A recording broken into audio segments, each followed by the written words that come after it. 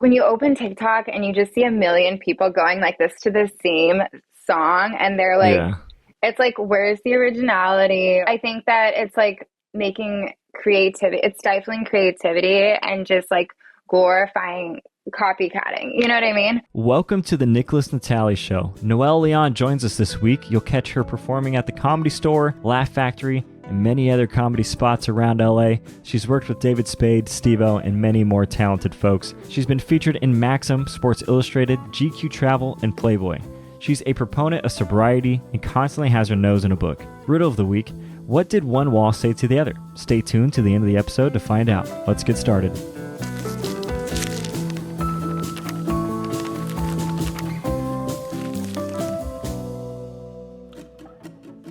Noelle, welcome to the show. Thank you. I'm so happy to be here. I'm so happy that you're here. I got a long-winded question to start off for us. So here's what I know. You've been in the same room as David Spade, Steve-O, Dave Chappelle, and many other cool folks. And my understanding of your start into stand-up comedy is that you DM'd David Spade to make a video with you and Alyssa Violet, and then he invited you to the Comedy Store after you guys made the video. And next thing you know, you're getting to perform there.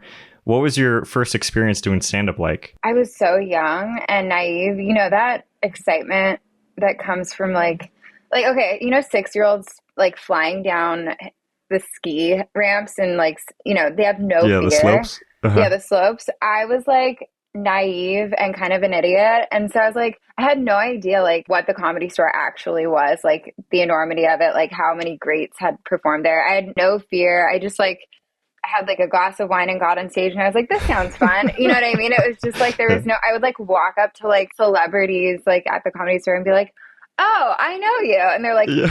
I don't know you. And I'm like, no, but from the movie. They're like, yeah, like as if they were like my friends. Like they're like, who's this psycho?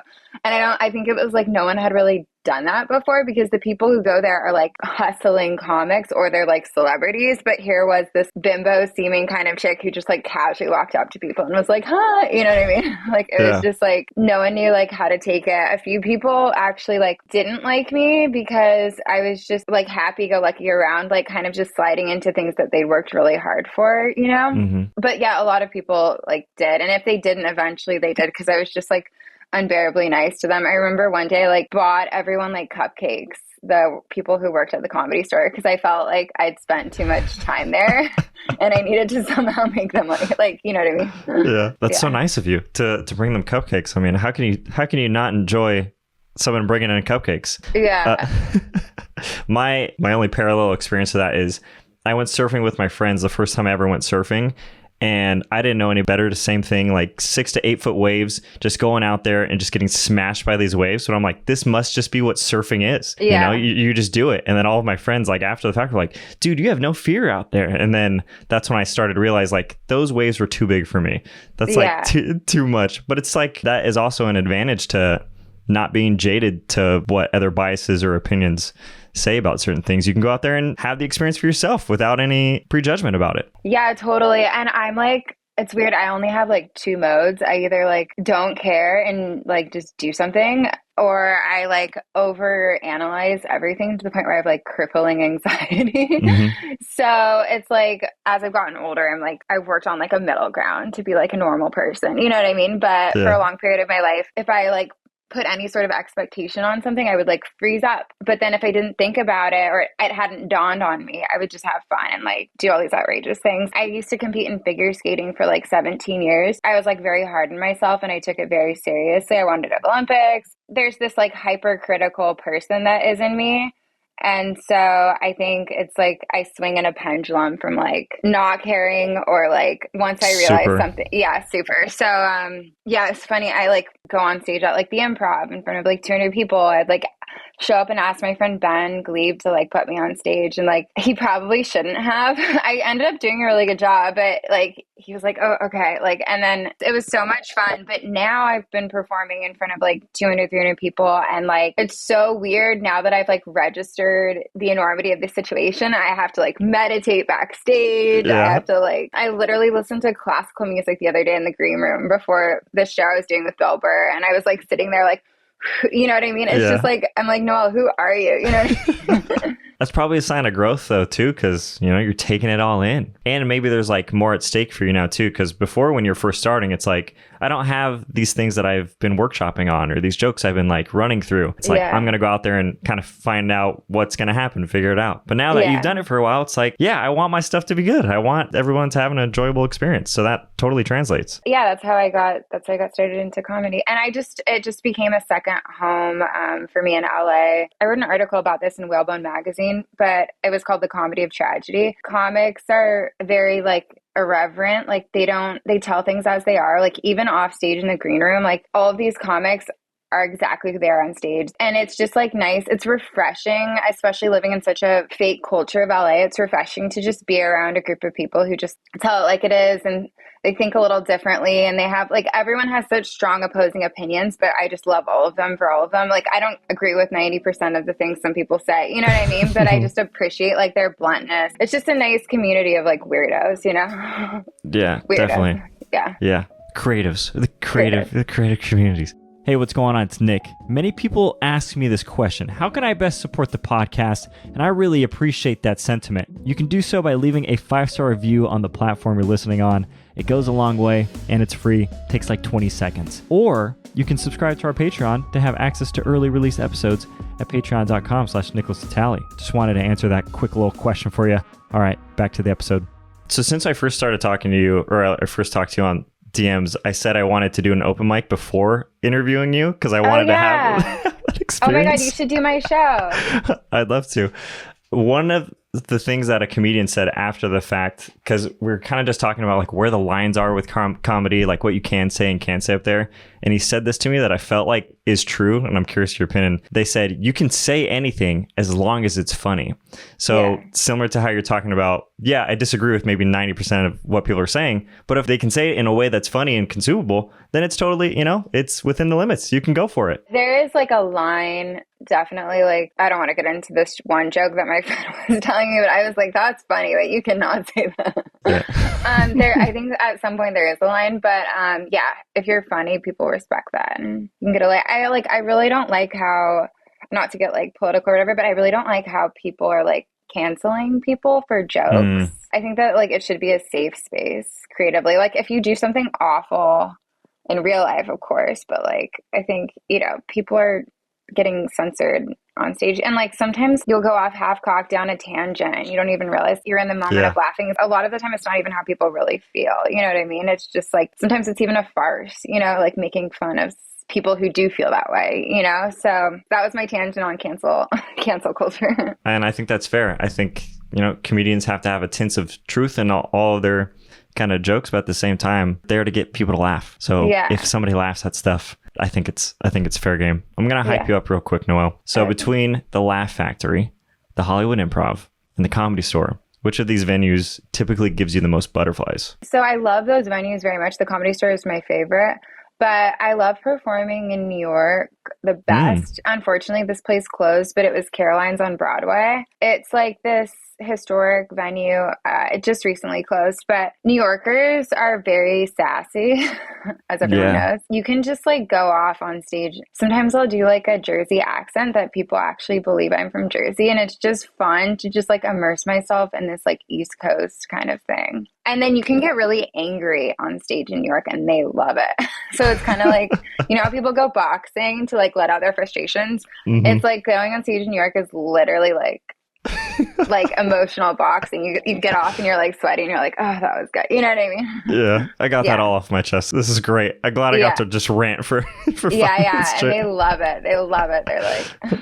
Have you hit any like hecklers at any point? Or I feel like New York, since they tell it so much like it is. I've never been to New York, so this is hearsay. Yeah, I'd love to. Have you had an experience like that where they've been confrontational? No, I haven't. It's funny, like some of my jokes are a little more like nerdy for like a certain audience that like reads a lot. Do you know what I mean? Or like that like some of my jokes that didn't hit in LA hit in New York because they're more well read. That sounds weird to say and like kind of whatever, but like I forgot which one, but there were like a few that it was just like really nerdy jokes, honestly, like super nerdy, but it was just like, I haven't had any hecklers in New York, but I have had hecklers in LA, which has been like an interesting experience. Only like once was it actually like, I actually like got off stage. I said the same jokes that I had done at a previous show and killed, but it was, oh my God. So I don't even know if I want to say this because I don't want to alienate your audience. Give it to me. Basically, it was like I went to an all-girls Catholic school. This isn't the joke. I went to an all-girls Catholic school, and I'm like not Catholic, and I didn't realize that everyone in the audience was Catholic. And so it was like this, performing at a church? What was this? It was like a Latin show. Okay. Oh yeah. All right. And so I made a joke about this priest, you know, like getting horny for the yeah. And it was like dead silent, and then someone like booed, and I was like, and then the rest of the show, this one guy was like booed. Oh. Yeah, for that joke. And then the rest of the show, this one guy who booed was just making like snarky comments at my jokes the whole time. Like for the rest, it was just so painful. I got off stage and I was like, it didn't register until after the show that I like lost the crowd. But I opened with that joke. Oh no. Yeah. Yeah, that's tough. Have you lost a crowd? Have you lost them before and found them? Like, what's the move? You just start crowd working them to get them back on your side? Oh my God, it's kind of funny. I actually did have a lot of religious jokes in that set. Asking for it. Just walked right into it. It's so funny. I don't ever like do religious jokes. I don't know why. Like I decided to workshop 3. Like, but it's okay. Yeah, usually if I lose them for a second, I'll just make the audience incredibly uncomfortable and like not say anything and go dead silent for like a long period of time. And like everyone starts looking at each other like literally, okay, I'll just go like this. And then I'll say like, and people are uncomfortable, and then I'll say the silence, and then but like really like just weirdly to break it, yeah. And then I'll be like the silence. Oh my God, the silence, and then they start like laughing because it's just like they can tell I'm kind of like with it, like at that point, you know what I mean, like that I don't care, and then everyone starts laughing. Sometimes you can use the energy, like the negative energy, you can like transmute it into something like if you lean far into what feels icky, that too can be funny. You know what I mean? Somebody worded it to me like there's like tension, and then there has to be like a release, like it's the punchline. So you build it up and the crowd is like interested, there's tension there, they're waiting for it, and then they get a laugh, and it breaks, and then you can move on to the next thing. I have only had one experience, but I can imagine if the crowd is against you and there is that tension and you just lean into it until it's like on them to like change it, I could see that totally working. Yeah, totally. It's worked. I've done that for like 3 shows, and then the rest of the show was great. And I actually didn't even plan that the first time I did it. I literally just was like, you know what I mean? Just in the moment. Yeah. All right. So one of the questions I got for you, and you brought it up earlier, is your competitive figure skating. Does that competitive edge translate into any of your creative outlets? I don't know. Like, so I'm like competitive with myself.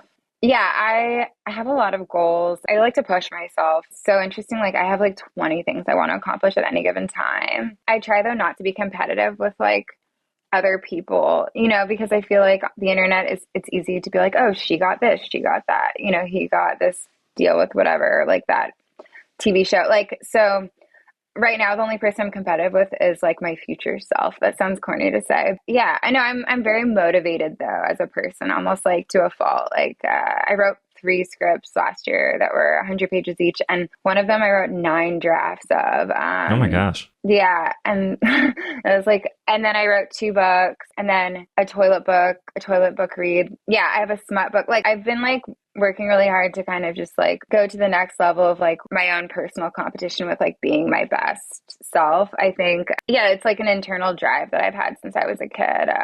But also I have like a little bit of ADHD, so I just get bored very easily. So I think that's a huge contributing factor. Yeah. Intrinsic drive is interesting. Have you found where it's rooted from? I know you grew up in Sacktown. Did Sacktown, you know, push you to be a driven individual? My dad was like a football player. He got drafted for the Chicago Bears, but had an injury. And then my mom runs like marathons. But also I was an only child growing up. And I think that was just like a lot to do with it. It's a lot of pressure to like succeed and perform when you're like your parents' like whole world. You know what I mean? Yeah, that makes sense. Do you feel pressure against yourself if you have 20 goals? Is the drive I want to achieve them so I can have it knocked out? Or is there also some like, the word that's coming to mind is like pressure to just do it. Like I have to do it because I need to like fill my tank constantly with things. I've been listening to this Gabby Bernstein. I don't know if you've heard of her. Mm-mm. Oh my God, she's amazing. I've been listening to her since I was 19. She had 10 bestsellers. She says something about how, like, follow your happiness and everything else will follow. Like, you know, follow your passions. Like, if you're having fun, then things will flow naturally and, like, the universe will, like, provide. If you're forcing things, like, it's chaos. I don't know. I've kind of, like, lived my life by that, especially lately, just following my bliss, following what makes me happy. Sometimes it doesn't work out, but like if I'm having fun, I'm passionate about something, at least I can say, and I put in my all, at least I can say like, that felt good. I did that. You know what I mean? Like, I find that I'm the least happy when I'm like doing what I think I should be doing versus what intrinsically feels good.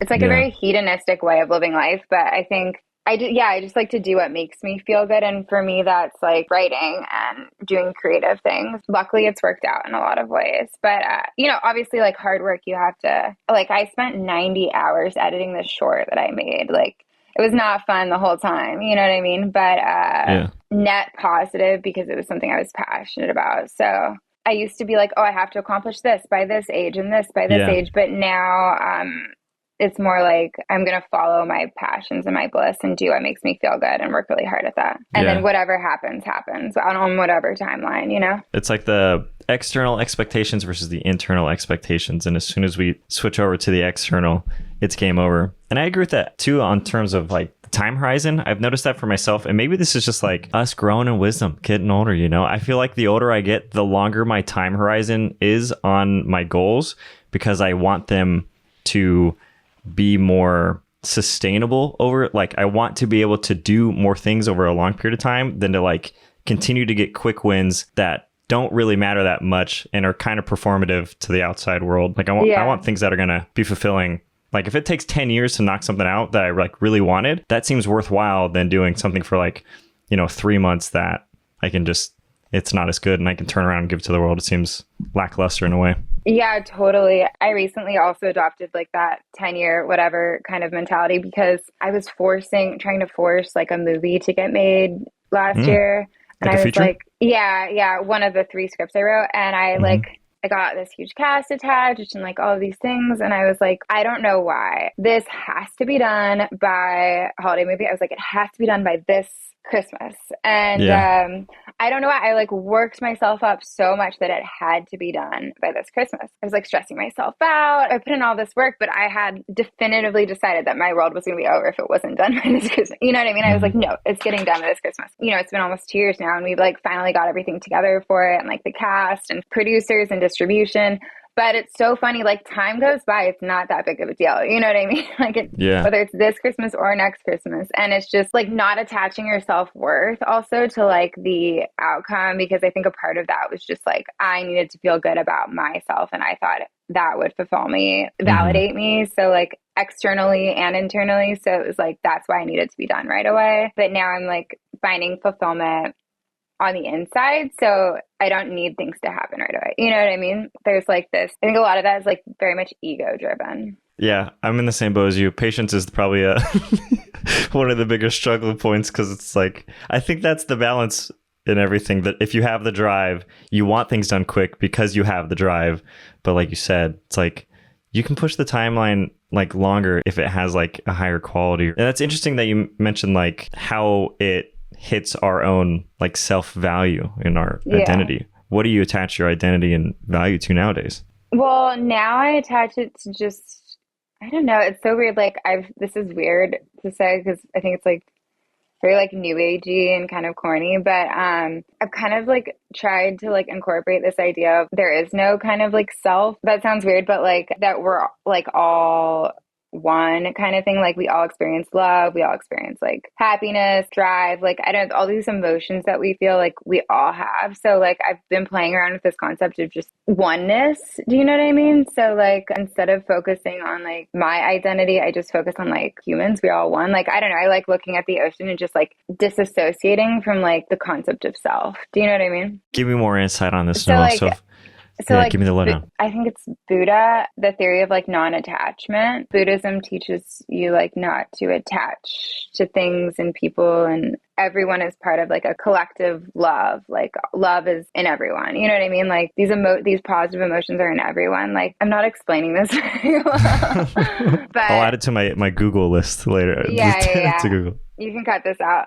No, it's No, good. but yeah, instead of just like focusing on who I am or what I identify as, I've been focusing more on like being more connected and less like focused on my sense of self and more like Is it the almost big. like there's a bigger picture? So it's almost like you're feeding into like perhaps a bigger purpose, or like your life is maybe being lived in more sense of like servitude of others and the people around you than yourself kind of deal. Is that Yeah, right? I feel like social media itself, even just like on a daily basis, highlights like me. You know, This is very like you true. have to Yeah. like post about yourself and document your life and like identify yourself a certain way, or like I identify as this and I do this and I wear this and like this is me. Like I have this opinion on this. Like, you know, I feel like it's like we're taught and trained almost like on a daily basis from just scrolling our news feeds to just like focus on ourselves. In Mm. like 2010, Time magazine did like this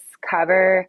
I think it was called like The Era of Narcissism or something like that. And it was just like a Interesting. person holding a selfie, like taking a picture of selfie. And this Yeah. was when like the first like selfies were created, like the concept of a selfie came out. And so it's just interesting to see like how we've evolved as a culture to where this is just so ingrained in us to like focus on ourself like so much, you know? Yeah. So I've just been disassociating from like the notion of self and just like being in nature and like recognizing like qualities of myself that are in others, you know, just like feeling more part of the whole than like the one, you know? All Yeah. right. Now I'm catching on. Now I'm Okay, getting it. yeah. I dig it.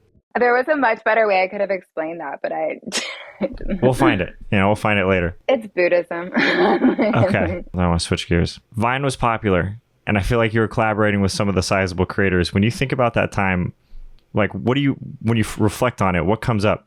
Because I feel like that was such an interesting, pivotal, like very unique time in the internet. So what was it like? They were a little bit older than me, so I was never on Vine, but I came You in. missed Vine. Vine I was so missed great. Vine, yeah. But I came in after Vine. But I was collaborating with all of the Viners just as like Vine was dying. Yeah, R.I.P. yeah, RIP. So I was never on it, but and I never had like a MySpace or anything like that. So I just started social media with Instagram.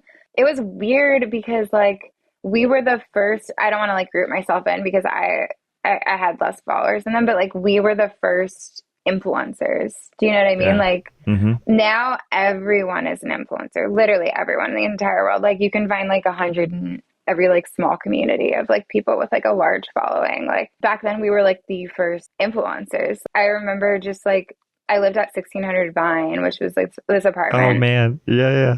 Do you, yeah, you know about it, right? Yeah. And so it was like we felt like weirdly like celebrities who were just not paid. You know what I mean? Yeah. Because we weren't making a lot of money, but we were just like getting so many views. I archived a bunch of the videos because honestly, they weren't that funny and it's kind of cringy to look back on. But like if I put them back up on Instagram, I got 60 million views in literally 6 months. I'm not kidding. Like between YouTube and Instagram combined. And they were like each of my videos was getting 1.3 to like 2-3 million views each on Instagram. This was like they were the cringiest of videos. Like it was like this formulaic clickbaity, you know, like the skits. Mm-hmm. It was like these Vine skits, these formulaic clickbaity like skits. Yeah, it was crazy. Like my boyfriend at the time was like, "You're getting more views per video than Lady Gaga." I was like, I didn't even register like what that meant. I didn't even care. I was like, oh, cool. You know what I mean? Like, Yeah. but it was just like, I don't know. It was just this like time of newness. Like this was before trends, like Mm-hmm. where like all these TikTok dances. And the great thing about that was like, even though I was posting these cringy sketches, you really could do like a minute video and it can go viral. Like people were Yeah. like ingesting long form content. And not only that, I feel like nowadays, not to like bash people, but like nowadays it's like literally 10-second clips with captions where you use Mm-hmm. like a trending audio and like Mm-hmm. it's all kind of like very formulaic, you know what I mean? Back then you really had to like come up with original ideas for sketches. I haven't been posting a lot of sketches. I'm going to start posting them again just for fun for myself because I've kind of like gotten, I don't know, I don't like the cookie cutter copying kind of thing that's going on social media. Like even the TikTok dances, not to be like whatever, but it's like, okay, this is going to alienate a lot of people, but it's like when you open TikTok and you just see a million people going like this to the same song and they're like, it's like, where's the originality? Or like, I think that it's like making creativity, it's stifling creativity and just like glorifying copycatting. You know what I mean? I loved that era because it was just, we were the first influencers and there was no like rules. The algorithm was better even like, you know, so we just had fun. And yeah, I used to do a bunch of pranks and like, yeah, it was really fun. With TikTok, it's interesting because I'll see, like you said, the same music with the same caption and just a different person mouthing the words of the song. Yeah. And like, there will be like 4 videos that are the exact same, taken from the same angles, same cuts, same shots, and they'll all have like 1 million plus views. So I think it's probably like incentivizing just general exposure over creativity. But that being said, I think those that are willing to go against the grain in the long term that do pursue creativity, I think that's going to be more worthwhile. And I want to believe you could probably stand out more now, but there's so much noise that maybe that's like they combat each other in a certain way. Yeah. What do you think? That's why I've been pursuing like longer form content off of social media with like writing books and like doing stand up and like my movies because I don't know, it's weird, like there is this like ego still involved if you post like something super creative and doesn't get a lot of views because it's too long and doesn't have trending audio and all of this stuff. Do you know what I mean? I'm just gradually like shifting out of the internet, you know, onto like more fulfilling platforms. Like I'm filming my second short in New York next month that we're submitting to festivals and things like that because it's like as a creative, it can be very frustrating. Like it can be like a huge, serious like mind to just try to like keep up with social media. Yeah, it's a lot. More importantly though, like I do get off on like being creative. Do you know what I mean? And so for me at least, there's people who have done this brilliantly, but trying to fit like a fun idea into like a 10-second clip that will trend. I've like literally deleted and reposted the same video like 10 times and been like, okay, forget it. You know what I mean? Yeah. Like I changed my Instagram caption to just for fun. And I'm just like, I'm literally not monetizing my social media. I'm like, if a video gets like 500,000 views, like this one did recently, or like none, I don't care anymore. It's just literally like an outlet for creativity. Man, that's fascinating. Pursuing things that are going to be more fulfilling. I think that's the whole point, and not getting caught up in the ego numbers or anything that's going to just be like, nice, got the likes, got the views, that felt great. Let's make some stuff that means stuff. It's also just like a dopamine surge that keeps you locked in. I feel like on social media, like it took me a solid amount of time to like break that addiction because it was a real addiction. I used to spend like 4 hours a day on Instagram. Like I'd post and then scroll and then go back and see how many views and refresh the view count. And it was just like, I would be like, wow, 4 hours of my morning was just wasted. It was maybe like a year of my life like that. I actually bought a box where I like locked my phone in it. Nice. and wouldn't touch it until I was done with like other stuff and work because I realized like how much even as a creator, especially, you're like, oh, this is my job. I can be on here. You know what I mean? But it just like social media, I feel like is a drug and it very easily hijacks your brain. Yeah, I agree. When you were scrolling for hours at a time, how did the comments affect you? Both positive and negative comments? I don't really care about the comments because if I click on someone's account that's leaving a negative comment, either like some chick whose boyfriend follows me or I don't want to use this word, but like some like actual self-proclaimed like incel, or just somebody who like leaves nasty comments on like everyone's page. You know what I mean? Just going through something. Just people that are going through stuff. I feel like anyone who has the like desire to like spread hate like isn't happy, so I don't take it personally. Here's what I got for you, Noelle. I know you write incessantly. I feel like that's come up quite a bit, and I also know that you read incessantly as well. It's a form of escape, getting the nose in the books. If you could only give one book as a gift to your friends, family, whoever for the rest of your life, which book is it going to be?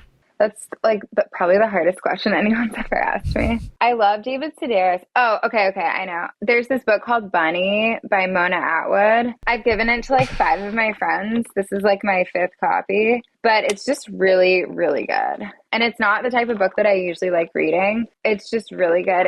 I don't want to give away the plot, but it's one of those books that you just can't put down. Is it fiction, nonfiction? Just give me something to tease me so I can actually dive into it. So basically, this girl, okay, I read the Twilight books as a teenager.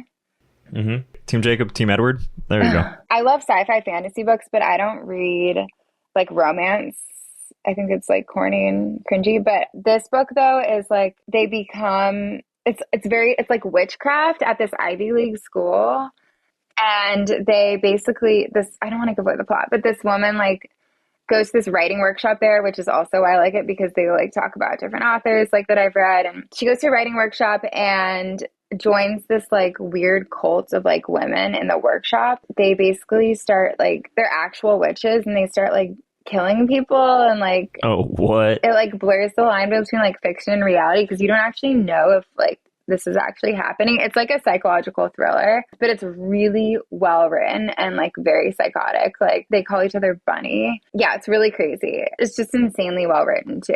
I love it. We'll add it to the list. I'll put those in the show notes. But my second favorite book that's like for adults is called Furiously Happy by Jenny Lawson. I've read it actually 6 times. Oh, dang.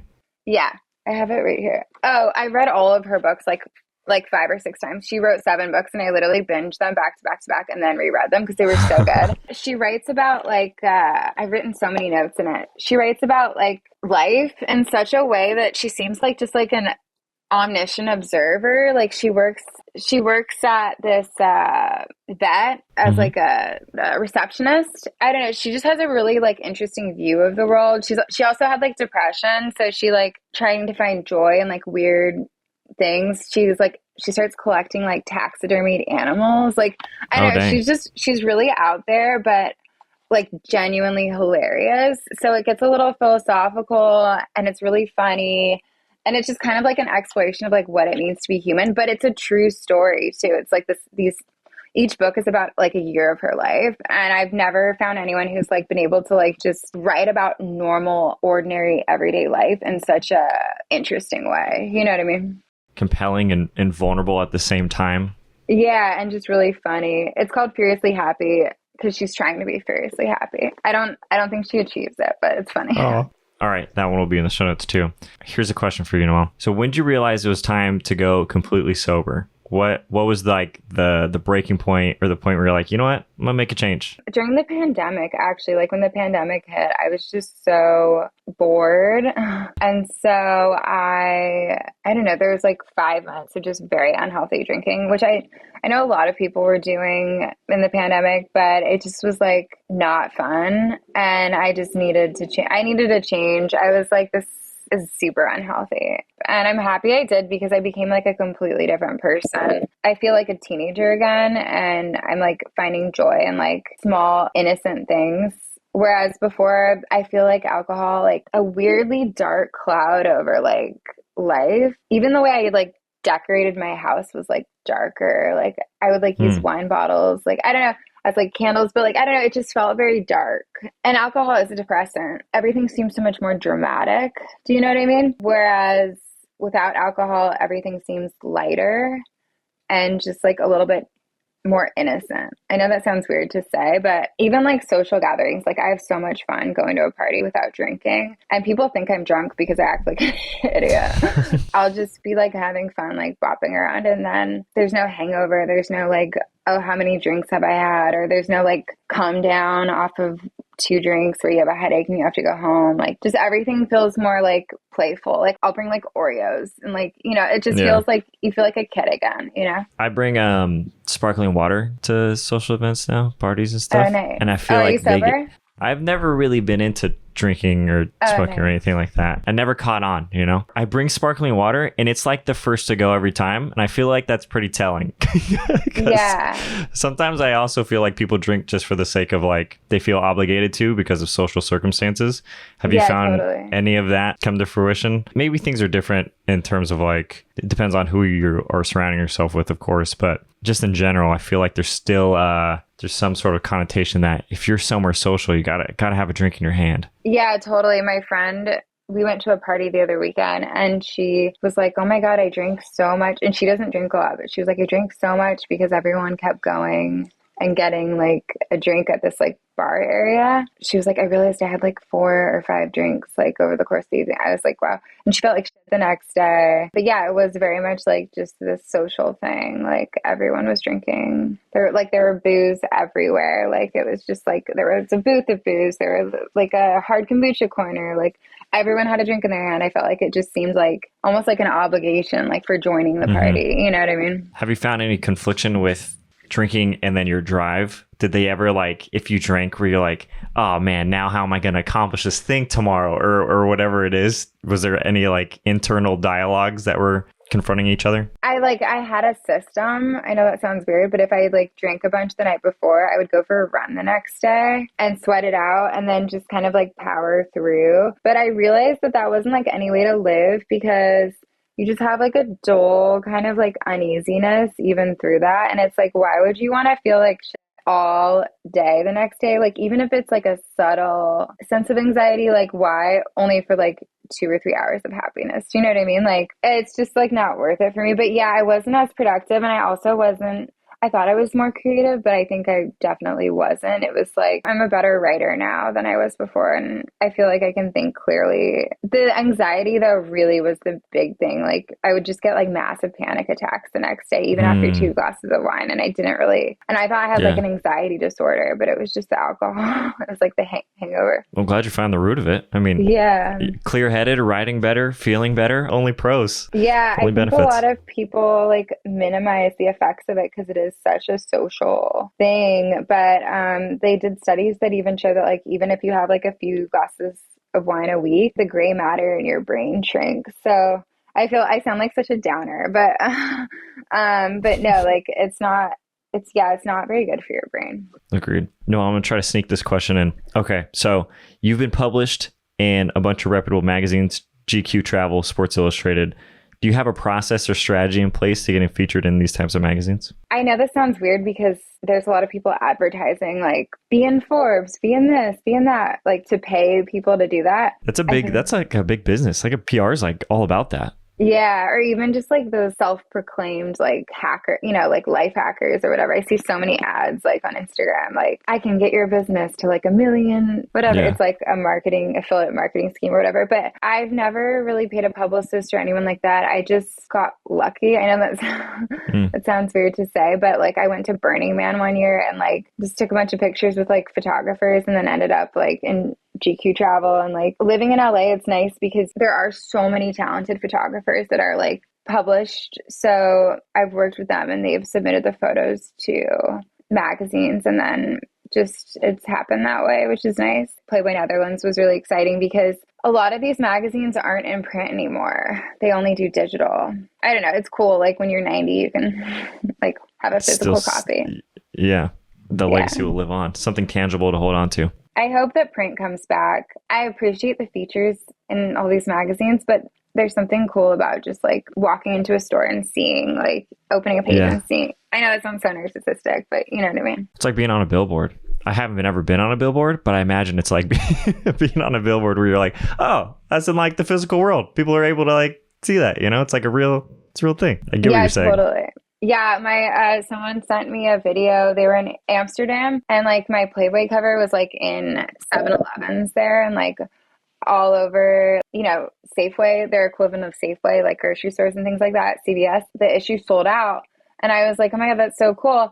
But it's weird because like I never saw it. I have a copy, but I live in the US, Right. But like it was funny. It reminds me of this Do you watch Seinfeld? Never seen it. Oh my God, there's this Seinfeld episode where like Jerry Seinfeld is famous in Japan, but like he doesn't know. And so like a Japanese tourist comes up and he's like, oh, you're, and he's like, he's like, what? And then he's like, they recognize him from this like weird commercial in Japan.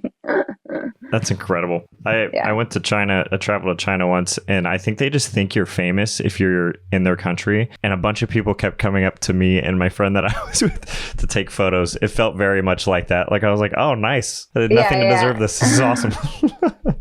You're like, do you want me to sign your back? Yeah, please sign it. Let me sign your baby. Yeah. Noelle, we're coming to the final question of the podcast. But before we do, I want to say thank you for coming on.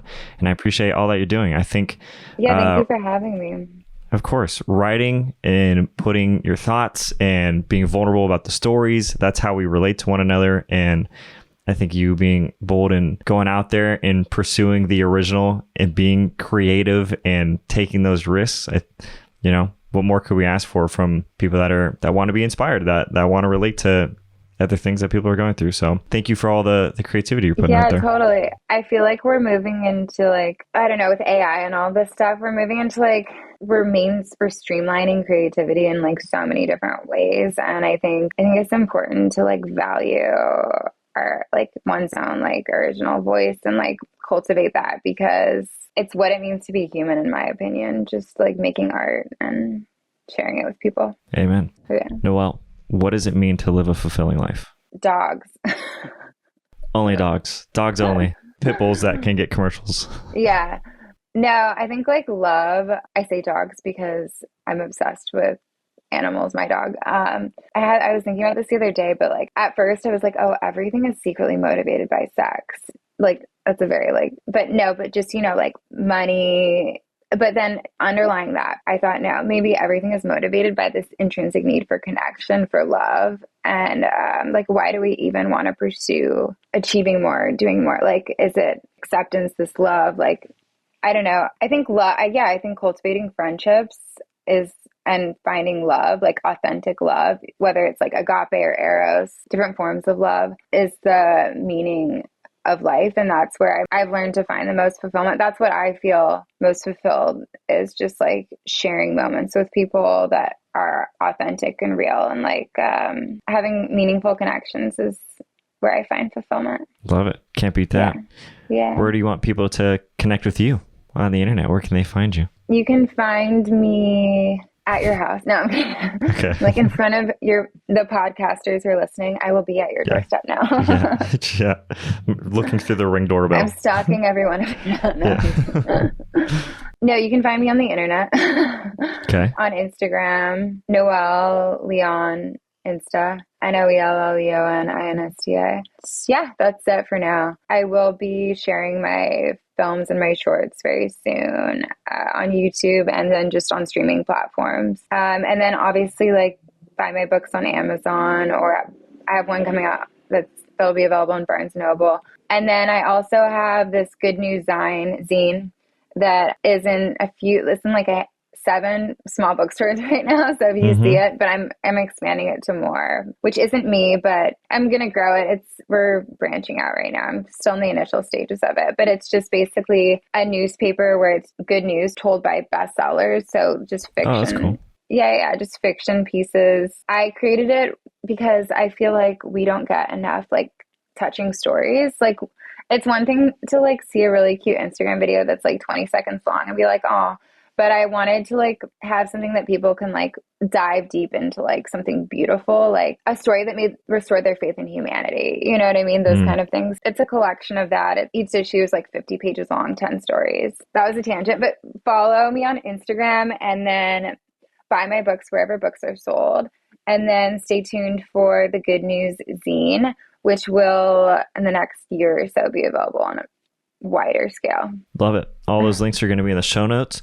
Go say hello. Go check out the books. Go say what's up. Noelle, thanks for being on the show. Thank you so much, Nicholas. Bye. Bye. Thank you for tuning in. Don't forget to leave a 5-star review. We have early releases for episodes this season coming out on our Patreon at patreon.com/NicholasItali. The real reason you're still here, though, is you want to know the answer to the riddle of the week. And I don't blame you, because it's a doozy. Riddle of the week is, what did one wall say to the other? I'll meet you at the corner. Meet you at the corner for a little date, little wall to wall. Not ball wall, wall to wall. Wall to wall with John Wall, no ball wall at the ball wall. I don't know if any of that made sense, but I'll see you next Friday at 6 a.m. Bye.